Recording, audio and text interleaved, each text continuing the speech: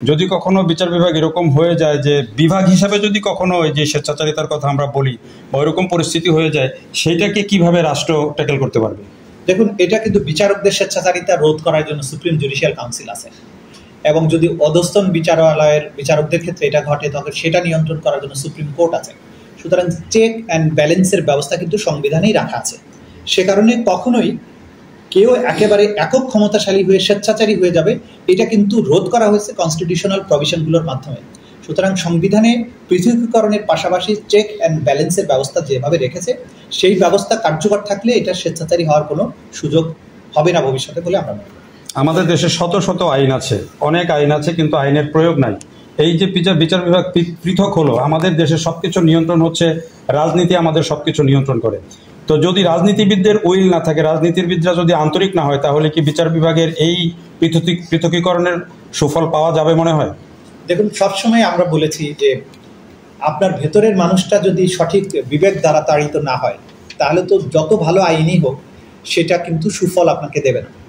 সেজন্য রাষ্ট্রকে সংস্কার, রাষ্ট্রকে সঠিক রাস্তায় তোলা এবং এই যে আজকে বিপ্লবোত্তর পরিবেশে বাংলাদেশকে রিফর্ম করার জন্য যে আপ্রাণ চেষ্টা, এইটার অর্থই হচ্ছে যে কখনো যেন রাজনীতিবিদরা এই জিনিসগুলোকে, এত ভালো আইন বা প্রতিষ্ঠানকে নষ্ট করে ফেলতে না পারে।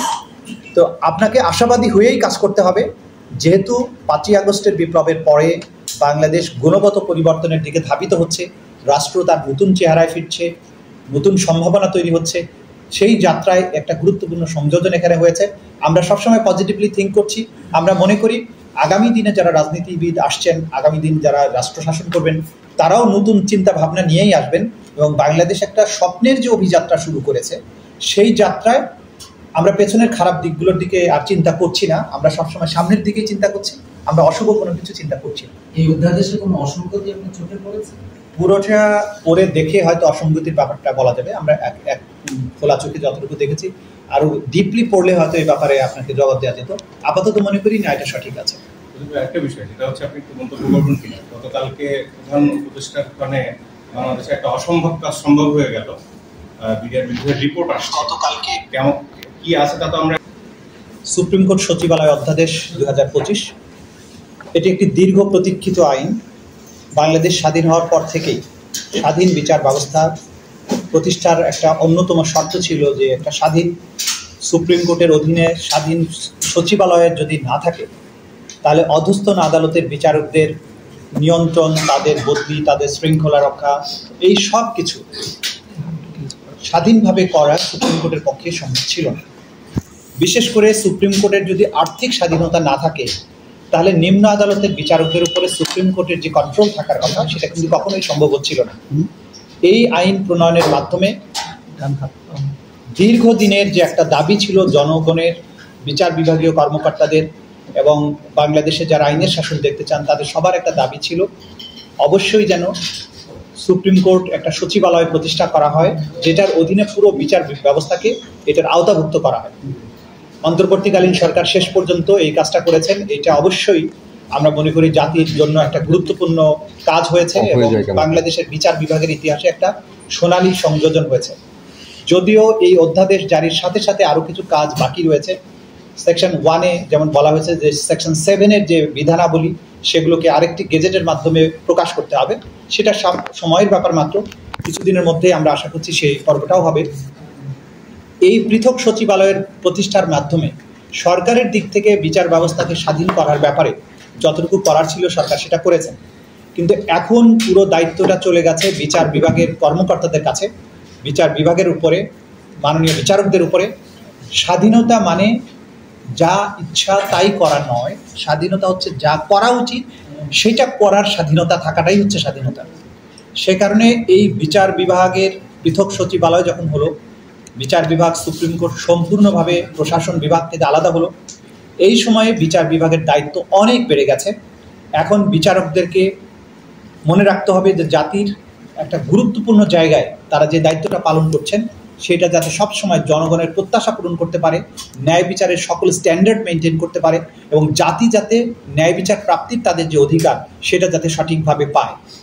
অতীতেও আমরা দেখেছি যে সংবিধানে বিধান অনুযায়ী বিচার ব্যবস্থা, বিচার বিভাগ, সুপ্রিম কোর্ট মূলত স্বাধীন ছিল, কিন্তু সচিবালয় না থাকার কারণে তাদের অনেক ধরনের বিষয়বস্তু যেগুলো সরকারের অধীনে ছিল, তাদের প্রমোশন, বদলি, তারপরে তাদের আর্থিক স্বাধীনতা, সেই বিষয়গুলো এখন যেহেতু এটা দূর হয়েছে, মনে রাখতে হবে অতীতে এই স্বাধীন বিচার ব্যবস্থার সুযোগ নিয়ে অনেক বিচারক সুপ্রিম কোর্টের, যারা নিজেদেরকে এমন পর্যায়ে নিয়ে গেছিলেন দলীয় করণের ব্যাপারে, দলীয় তোষণের ব্যাপারে, যে নিজেদেরকে তারা শপথবদ্ধ রাজনীতিবিদ পর্যন্ত বলতে দ্বিধা করেননি।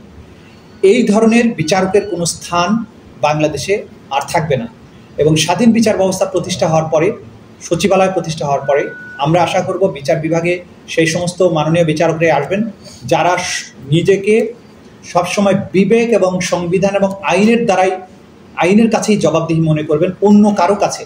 রাষ্ট্রের বিভিন্ন অর্গান, রাজনীতিবিদ, প্রধানমন্ত্রী, প্রশাসনের কর্তা ব্যক্তি, নিজের প্রিয়জন, এগুলো কারো কাছে তিনি দায়বদ্ধ থাকবেন না।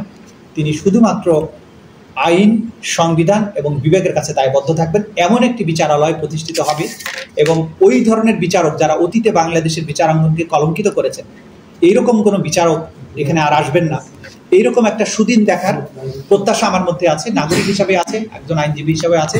আমি মনে করি যে এটা জাতির ইতিহাসে একটা স্বর্ণালী সংযোজন হয়েছে।